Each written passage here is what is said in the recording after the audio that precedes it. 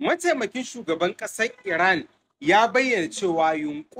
yunƙurin da ƙasar Isra'ila da Amurka ke yi na kifar da tsarin daular Musulunci ta Iran zuwa yanzu ya ƙare. A yayin wata zantawa da aka yi da mataimakin shugaban ƙasar Mohammad Reza Arif,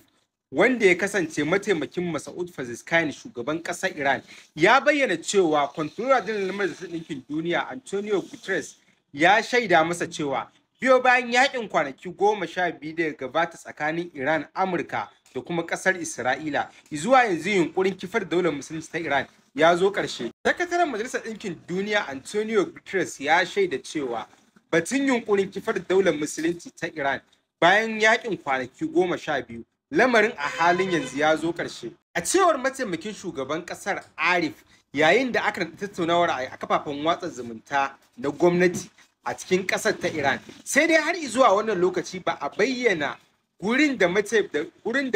shugaban Majalisar Ɗinkin Duniya ya bayyana wannan jawabin ba, sai dai ana alakanta maganar a yankin Turkmenistan abin ya faru a cikin watan Agusta. A ranar Alhamis, Stephen Dujarric, wanda ya kasance kakakin Majalisar Ɗinkin Duniya, ya furta cewa ba zai iya tunawa ko kuma ba zai iya ba da shaida a gurin da Antonio Guterres ya faɗi irin wannan magana ba. Ya bayyana cewa ba zan iya tabbatar da cewa Sakatare Janar ya faɗi wannan maganar ba, sai dai abubuwan da masana tare da gidan jaridu suka rawaito a ranar 5 ga watan Agusta su ne abubuwa kaɗai da za mu iya tabbatarwa. Rikicin da ake magana a kai shine bayan kaddamar da hare-haren ƙasar Isra'ila a cikin yankunan ƙasar Iran, wanda ya kashe ɗaruruwan jama'a tare da jami'an tsaro, yayin da a ƙarshen rikicin ƙasar Amurka ta kai munanan hare-hare a wuraren sarrafa makaman nukiliyar ƙasar Iran, wanda aka kawo ƙarshen rikicin da shiga tsakani daga ƙasar ta Amurka. A wancan lokaci an bayyana cewa Antonio Guterres ya wallafa a shafinsa na X,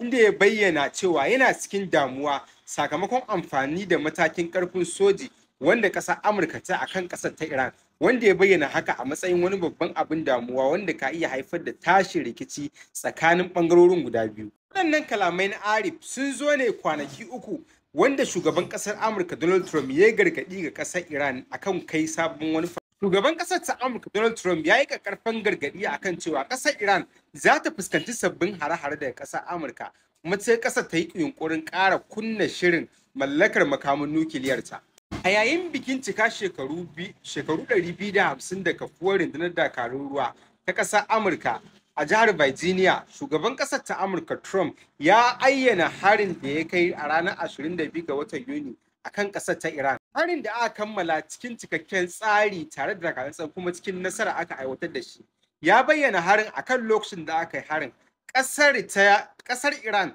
tana cikin matakin da bai fi wata guda ya rage mata ta mallaki makamin nukiliya ba. Ƙasar ta Amurka ta kai waɗannan hare-hare waɗanda suka share dukkanin wata fargabar mallakar makamin mai linzami ga ƙasar Iran ga jihohin duniya, ma'ana ta share dukkanin wata tantama da fargaba ga ƙasashen duniya akan shirin mallakar makamin mai linzami ga ƙasar ta Iran.